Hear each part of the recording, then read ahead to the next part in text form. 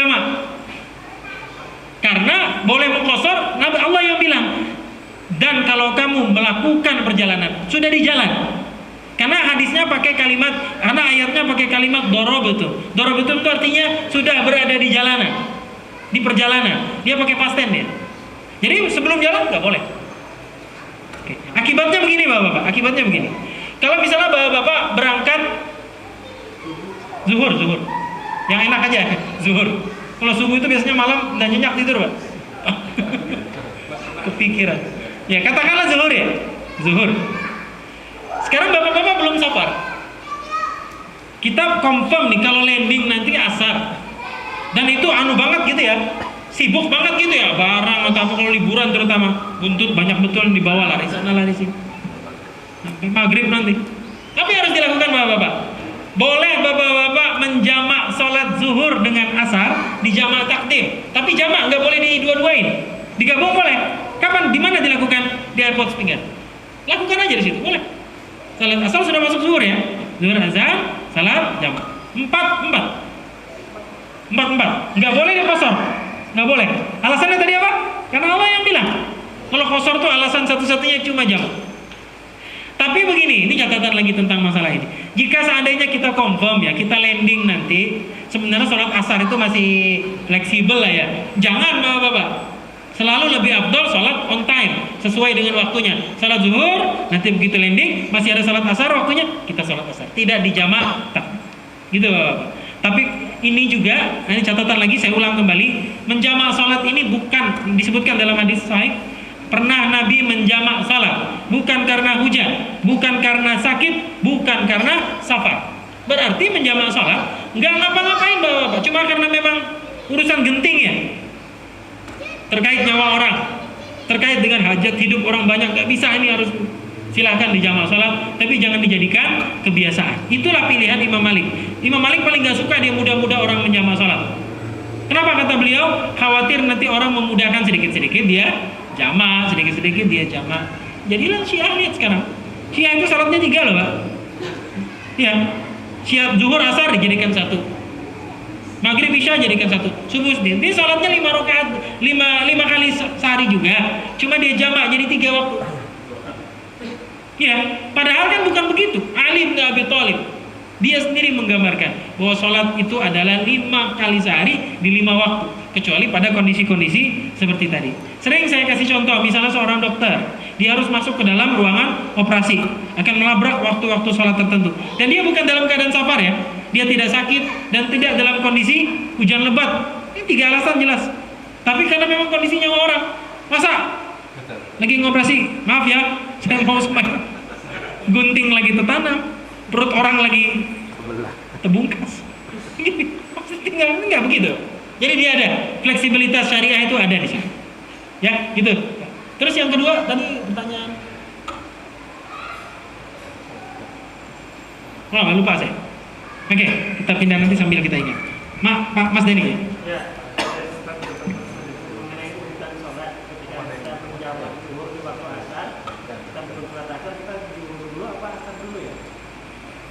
Maksudnya, oh ya, paham saya. Mana yang dahulukan? Kalau dia di waktu zuhur, jamak takdim. Jadi asarnya ditarik ke waktu zuhur. Kalau di waktu asar, jamak takhir. Zuhur dulu, baru setelah itu asar. Gitu dia. Asar sama maghrib jangan bau. Nggak boleh. Asar sama maghrib. Isya sama maghrib sama isya. Ya. Sama asar kan sama-sama 2. Sama saja, sama. Apabila kita datang ke jamak takhir, kita sholat dulu 2 rakaat. Sholat maghrib dulu. Walaupun sudah sholat maghrib. Jadi sholat maghrib dulu, baru setelah itu sholat isya, sesuai dengan urutannya. Yang ini. Oke, silakan Pak Agung. Kaitan dengan di jamak setelah sholat Jumat. Iya. Kita belum berangkat ya, tapi kita tadi yang sholat asar setelah sholat Jumat itu melakukan jamak. Jamak bukan dikosor. Karena kan belum berangkat. Ya sudah, bapak-bapak keruan aja pilihan yang zuhur. Jadi menjamak sholat zuhur kan safar ya. Dan ada pendapat yang tadi dikatakan Nabi nggak pernah kalau safar itu sholat Jumat. Jadi kasih pilihan yang itu. Jadi kita mengambil dua pendapat ini Bapak-bapak, nggak membuang salah satunya. Kan mau safar pas hari Jumat. Ini gimana nih? Mana yang saya lakukan? Ya keluar aja zuhur dengan asar, bukan Jumat dengan asar. Enggak.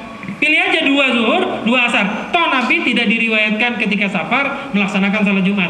Tapi jika seandainya Bapak-bapak mau pilihan yang tadi, mau salat Jumat, apa yang harus dilakukan? Ya satu paket, nggak bisa.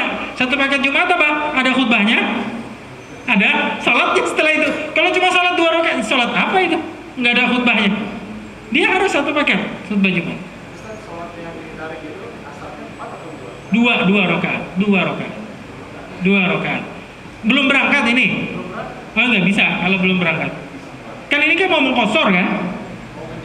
Mau menjamak, masalahnya dengan Jumat. Kalau menjamak itu dia sama ininya. Untuk masalah seperti ini ya, khusus untuk Jumat. Karena dia tidak ada contohnya dari Nabi. Para ulama kemudian mengatakan Jumatnya 2 dan asarnya itu dilakukan kalau dia kosor 2 juga. Kalau dia mau 4 rakaat, dia digabungkan dengan nggak bisa. Rata-rata orang melakukannya di kosor ini kalau Jumat. Ya, asarnya 2, ininya 2. Kenapa? Dia menggabungkan dengan sholat Jumat. Jumatnya 2 kan? Berarti yang ininya dilakukan 2 juga. 2 dan 2. Sisanya khilaf di antara para ulama. Belum berangkat kosor aja diniatkan sholat zuhur. Beres. Iya. Oh, nggak bisa kalau belum. Ini maksudnya belum berangkat nggak boleh. Paham. Itu tadi kita kan diperkirakan nggak mungkin bisa sholat asar gitu ya. Kita maghrib, nanti kan setelah sholat Jumat kita akan Oh iya. Ya lakukan aja sholat zuhur 4 rakaat. 4. Iya. 4. Nggak bisa karena belum safar. Kalau sudah safar baru 2 dan 2 dengan asar. Ya silakan.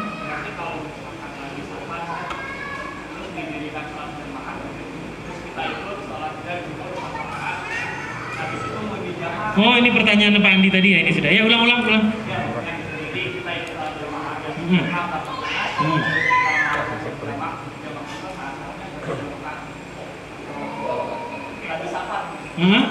Salat zuhur, niatnya zuhur, iya. Kan tidak, memang sudah, karena memang Nabi tidak pernah melakukan salat Jumat saat safar. Berarti fleksibilitas yang ada di sholat safar dan jamaah itu berlaku di situ. Gantinya dari sholat Jumat. Mau 4 boleh, mau 2 silakan, nggak apa-apa. Itu pilih. Oh hari biasa. Oke. Oh iya. Boleh, silakan, nggak apa-apa boleh. Boleh. Kurang lebih seperti itulah. Kalau safar juga. Iya, asarnya 2 rakaat. Apa sama ya dengan pertanyaan beliau? Saya wallahu alam. Silakan Mas Budi dulu. Ntar nanti kita kembali ke. Oke, bagus pertanyaannya. Safar itu ada jarak nggak perjalanan? Rata-rata mengembalikan ke tradisi masing-masing kota dan daerah. Jadi Nabi aja sudah safar sedikit aja keluar dia kosor salat.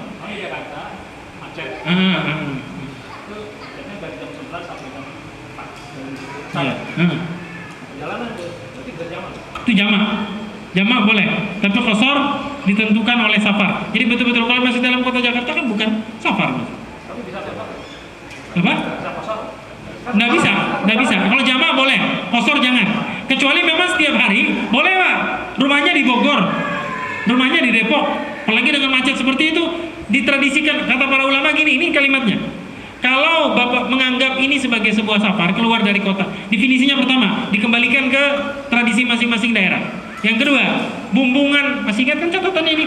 Jika Anda keluar dari kota dan beranjak dari bumbungan terakhir dari kota tersebut, bumbungan itu maksudnya atap rumah terakhir. Mana sini? Gunung Tembak kita. Sana safar sudah. Baru itu kategorikan safar. Balapan coret sudah nggak ada, safar sudah. Silakan aja. Oke bisa. Silakan Pak. Kita safar ke Jakarta nih ya. Dan juga besoknya kita masih di Jakarta. ada sholat zuhur. Ya. Boleh nggak kita berjamaah terus asarnya berjamaah? Zuhurnya 4. Ya, zuhur kita ikut nih. Ya ikut, oke, orang mukim ya. Kita safar. Kemudian selesai sholat zuhur, kita langsung menambah dengan sholat asar. Boleh, nggak ada masalah. Setelah itu kan maghrib. Ah. Maghrib lagi kita ikut sholat berjamaah. Terus boleh, nggak ada masalah. Nggak ada masalah. Boleh. Nggak mesti, mau dijamaah, mau dikosor, silakan aja. Boleh. Boleh.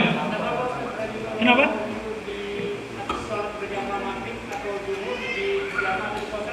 Nggak ada masalah. Jamaah kosor boleh dicampur. Cuma pastikan ya itu safar ya. Tapi kalau nggak safar jamaah aja, jangan ada kosornya. Ya, panik ya ketemu nggak? Saya sendiri lupa. Tadi kan pertanyaan saya ketika kita bersafar, apakah kewajiban berjamaah itu masih? Oh iya. Atau Iya. kita boleh Betul. Jadi begini Bapak-bapak, ini kan kita antara dua keutamaan ya. Kita dibolehkan dapat rukhsah kemudahan dari Allah kalau safar boleh menjamaah, boleh mengqashar. Cuma gini Ustaz, sembahyang di hotel terus. Gitu ya, sendirian lagi. Karena kita kebetulan orang satu-satunya nggak sama rombongan. Nah enak kan rasanya kalau biasa salat berjamaah di masjid. Ini pilihan Pak sebenarnya, menjamaah dan mengqashar ini. Karena kenapa dibolehkan? Fala junaha kata Allah, nggak apa-apa, nggak dosa, gitu ya. Berarti silakan kalau kita mau mengqashar, oke, ini dapat fasilitas dari Allah, ya enggak juga nggak apa-apa. Ya misalnya hotel, sampingnya ini masjid, nggak enak betul Pak itu. Untuk kedengaran di rumah. Lagi pula kita selesai kok. 3 hari kalau berangkat saya tahu aja. Hari pertama landing, hari kedua baru rapat, itu pun paling 2-3 jam. Hari ketiga jalan-jalan sudah di Mangga 2. Kan gitu. Jadi apa kesulitan yang nggak seperti zaman Nabi? Susah betul zaman Nabi itu. Berjalan berhari-hari dan seterusnya. Nah, karena itu fasilitas ini, Pak. Kalau saya pribadi, saya mendingan jamaah. Ya, nggak enak. Saya nginap kenangannya di Blue Sky, Pandurata, di apa itu jalan Cikini. Lihat di ujung jalannya itu kan jembatan, ada masjid, apa sih masjid tua itu, masjid orang Betawi kuno. Di ujung itu azan. Udah enaknya satpam ke masjid itu. Kita ini kebiasaan kan sudah di Balikpapan. Mendingan nongol aja sholat bareng sama mereka, selesai, nggak ada masalah. Ini fasilitas diberikan. Mau dilakukan ya, enggak juga nggak ada masalah. Yang penting sembahyang, ya ada sembahyang. Iya. Misalnya lagi mudik kita. Karena di rumah kita kan Ya. mukim atau safar. Safar. Enggak, di niatnya tadi lagi niatnya sekali lagi. Ini mau balik ini.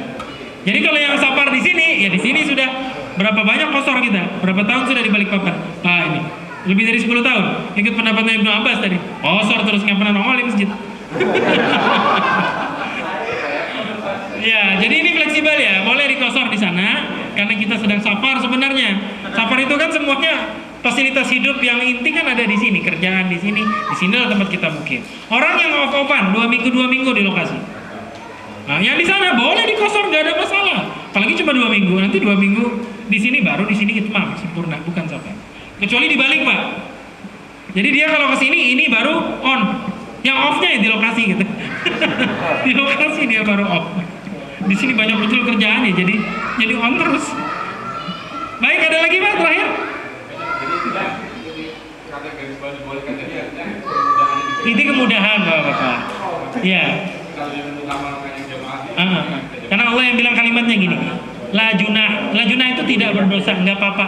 Jadi lakukan karena Nabi mencontohkan di kosor. Kalau nggak juga nggak apa-apa, itmam, silahkan aja. Oke, baik, kita cukupkan pada malam ini dulu sampai di sini ya, biar tidak terlalu banyak kita mencernanya, perlahan-lahan saja. Kita cukupkan dengan doa kafaratul majlis. Subhanakallahumma wa bihamdika asyhadu an la ilaha illa anta astaghfiruka wa atubu ilaik. Assalamualaikum warahmatullahi wabarakatuh.